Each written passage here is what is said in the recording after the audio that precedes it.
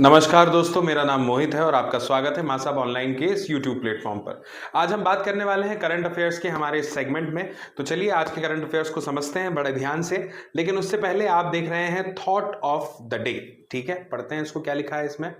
इसमें लिखा हुआ है कि अतीत में डूबे रहने से आपका वर्तमान नहीं सुधरेगा। फिर वर्तमान में काम किए बिना भविष्य के सुनहरे होने की कल्पना करना अनुचित है। बस इतना समझिए इस थॉट का मतलब कि जो कुछ भी आप हैं वो आप अपने पास्ट की वजह से प्रेजेंट में है ना। लेकिन अगर आप अपने अतीत में ही खोए रहेंगे, अपनी गलतियों का शोक मनाएंगे, जो लोग आपके जीवन में थे अब नहीं रहे उनका दुख मनाएंगे, या जो भी आपकी सफलता है उस सफलता की आप खुशी अभी भी मना रहे हैं, जबकि आप प्रेजेंट में कोई ऐसा दूसरा नया काम नहीं कर रहे हैं जिससे आपको सफलता के नए आयाम छूने को मिल जाएं, तो फिर आप ये समझिए कि आपका सफल हो पाना थोड़ा सा कठिन हो जाएगा। निरंतर प्रयास करना, वर्तमान में जीना ही हमारे जो भविष्य में हमने लक्ष्य सोच के रखे हैं, तय करके रखे हैं हमारे लिए, उनकी सफलता का एकमात्र कारण बनता है। एक बहुत ही सुंदर सी अंग्रेजी में लाइन है जो बहुत कॉमन है, आपने जरूर पढ़ी होगी। वो है कि yesterday is history, tomorrow is mystery, but today is a gift of God, that's why we call it present. इसलिए हमेशा वर्तमान में रहें, 100% जिस समय जहां है उस समय वही रहने की कोशिश कीजिए।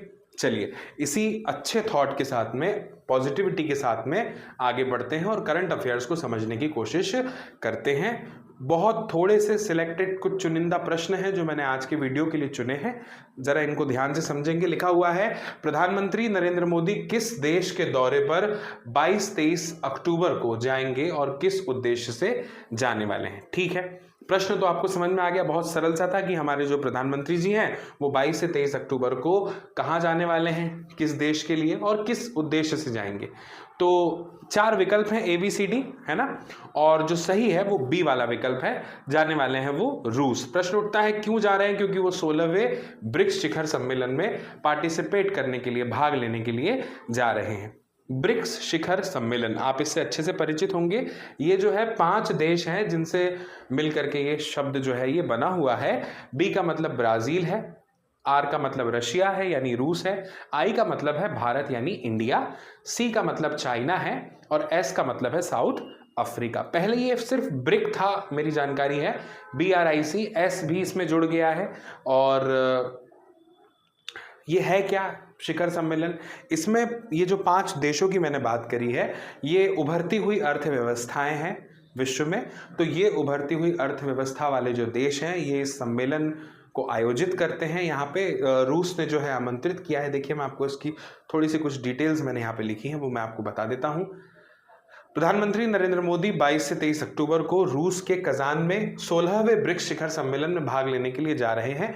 वे रूसी राष्ट्रपति व्लादिमीर पुतिन के निमंत्रण पर इस समिट में क्या लेने वाले हैं, भाग लेने वाले हैं, पार्टिसिपेट करेंगे, जहां वे ब्रिक्स के अन्य नेताओं और आमंत्रित देशों के प्रतिनिधियों से मुलाकात करेंगे। और ब्रिक्स का विस्तार 15वें शिखर सम्मेलन में किया गया था। इसकी शुरुआत 2006 में हुई थी, 2009 में पहला ब्रिक्स शिखर सम्मेलन आयोजित हुआ था। ये बात आप और ध्यान में रख लीजिएगा। आगे बढ़ते हैं, बात करते हैं प्रश्न क्रमांक 2 की। दीनदयाल अंत्योदय योजना राष्ट्रीय ग्रामीण आजीविका मिशन यानी DAY-NRLM ने महिला उद्यमियों के व्यक्तिगत वित्त पोषण को बढ़ावा देने के लिए कितने बैंकों के साथ समझौता ज्ञापन पर हस्ताक्षर किए हैं? प्रश्न को समझना बहुत महत्वपूर्ण है। अगर आप प्रश्न समझ जाते हैं तो प्रश्न को समझने के बाद में उससे संबंधित उत्तर को समझना और उससे संबंधित जानकारी को अपने दिमाग में बिठाना, फिट करना बहुत आसान हो जाता है। प्रश्न में जिस मिशन की बात की गई है या जिस योजना की बात की गई है वो है क्या, सबसे पहले इस पर समझिएगा। बहुत शॉर्ट में बताऊंगा कि कौशल विकास केंद्र का नाम आपने सुना होगा।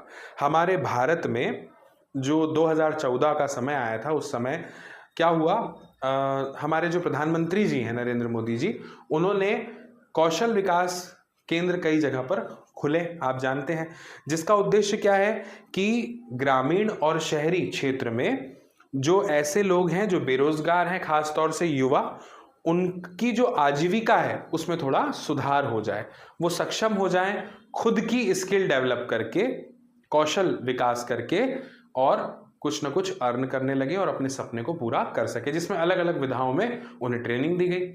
तो यही वो मिशन है। लेकिन इसमें अभी क्या किया गया है, ये प्रश्न जिस बारे में है कि अब इसमें महिलाओं को भी नए सिरे से लोन दिया जाएगा। तो इसमें 10 बैंकों को जो है वो शामिल किया गया है, जिसमें 9 जो है वो सरकारी है और 1 निजी है। ठीक है, और थोड़ी सी अगर इसकी जानकारी की हम बात करें तो यहाँ पे लिखा हुआ है कि 9 सार्वजनिक क्षेत्र के बैंकों और 1 निजी बैंक के साथ समझौता ज्ञापन पर हस्ताक्षर किए हैं, जो कुल मिलाकर 10 बैंकों को दर्शाता है। और ये बैंक करने क्या वाले हैं, ये बैंक महिला उद्यमियों के लिए, उद्यमी वो होता है जो रिस्क लेता है, इकोनॉमिक्स में हम पढ़ते हैं, तो महिला उद्यमियों के लिए विशेष ऋण योजना तैयार करेंगे ताकि उन्हें अपने कारोबार के लिए जो भी वो करना चाहती हैं आवश्यक वित्तीय सहायता मिल सके, फाइनेंशियल हेल्प उन्हें मिल जाए। और ये कदम प्रधानमंत्री नरेंद्र मोदी द्वारा घोषित लखपति दीदी बनाने के लक्ष्य की प्राप्ति के अनुरूप है। तो आई थिंक आपको बहुत अच्छे से ये वाला प्रश्न भी समझ में आ गया होगा। ठीक है, आगे बढ़ते हैं, बात करते हैं अगले प्रश्न की, जो है प्रश्न क्रमांक 3। क्या दिया है कि भारत के वैज्ञानिकों ने मस्तिष्क तक टीबी की दवाएं पहुंचाने के लिए किस बायो कंपैटिबल और बायोडिग्रेडेबल पदार्थ का उपयोग करके नैनो एग्रीगेट्स विकसित किए हैं। ट्यूबरक्लोसिस, आपने डिजीज का नाम सुना होगा, वायरस जो होता है, जो लोग इससे पीड़ित होते हैं, जिन लोगों को ट्यूबरक्लोसिस हो चुका होता है, वो यदि जिस हवा में वो सांस ले रहे हैं, छोड़ रहे हैं, छींक रहे हैं, उस हवा से भी ये वायरस जो है ये फैल जाता है फेफड़ों में। जिस तरह से कोविड-19 की अगर हम बात करें, कोरोना फैलता था, तो वैसे ही फेफड़ों में जाता है, संक्रमण फैलाता है ना। तो कम से कम 6 महीने इसके इलाज में लगते हैं पूरी तरह से, और 9 महीने में पूरी तरह से जो है अगर सही तरह से ट्रीटमेंट मिले तो ठीक हुआ जा सकता है। पहले जब ये शुरुआत में जब ये टीबी आया था तब उस समय बहुत घातक इसके परिणाम सामने आए थे लोगों में, जाने गई लोगों की, लेकिन अब ऐसा कुछ भी नहीं है, जागरूकता जरूरी है। खैर, प्रश्न ये पूछ रहा है कि किस बायो कंपैटिबल और बायोडिग्रेडेबल पदार्थ का उपयोग करके नैनो एग्रीगेट्स विकसित किए हैं, तो वो है चिटोसन। खास तौर से मस्तिष्क में जो इसका जो इन्फेक्शन है उसको रोकने के लिए, रोकथाम के लिए, ये आप देख रहे हैं प्रश्न पर ये जो उत्तर दिया हुआ है चिटोसन वो है। अब थोड़ा देखते हैं, डिटेल में बात करते हैं। भारतीय वैज्ञानिकों ने चिटोसन का उपयोग करके नैनो एग्रीगेट्स विकसित किए हैं, जो एक बायो कंपैटिबल और बायोडिग्रेडेबल पदार्थ है, और ये नैनो एग्रीगेट्स तपेदिक की दवाओं को सीधे मस्तिष्क तक पहुंचाने के लिए डिजाइन किए गए हैं। क्या होता है, इससे टीबी का प्रभावी उपचार जो है वो संभव हो सकेगा। ध्यान दीजिएगा, prevention is better than cure, है ना।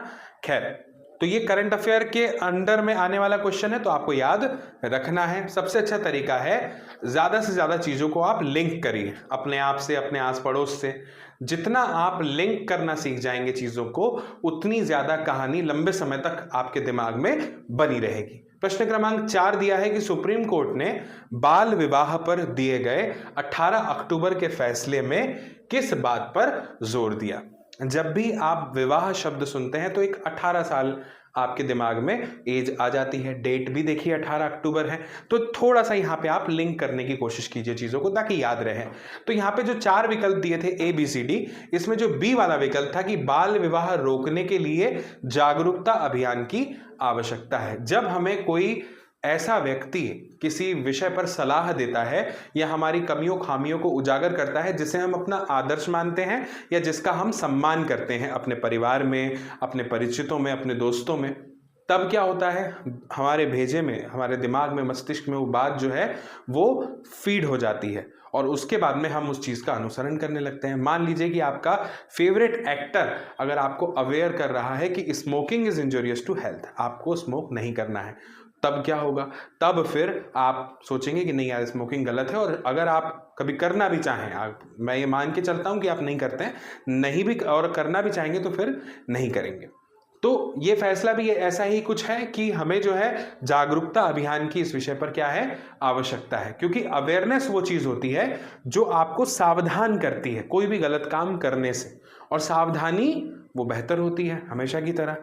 ठीक है, कोई समस्या खड़ी हो जाए या हम खड़ी कर दें अपने डिसीजन से और बाद में उसके सॉल्यूशन पे बात करें, इससे बेटर है कि हम अवेयरनेस के साथ, जागरूकता के साथ वो समस्या को घटने ही ना दें।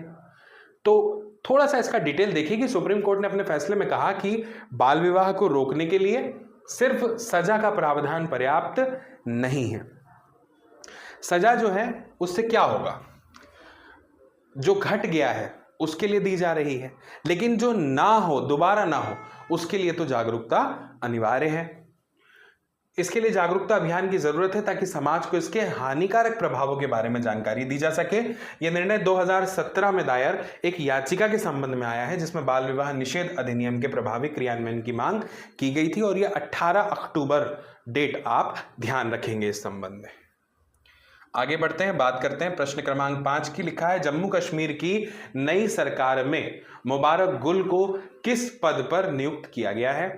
ABCD में 4 विकल्प हैं, क्रम से मुख्यमंत्री, उपराज्यपाल, प्रोटेम स्पीकर, विधानसभा अध्यक्ष। सही जवाब लिखा है C, प्रोटेम स्पीकर।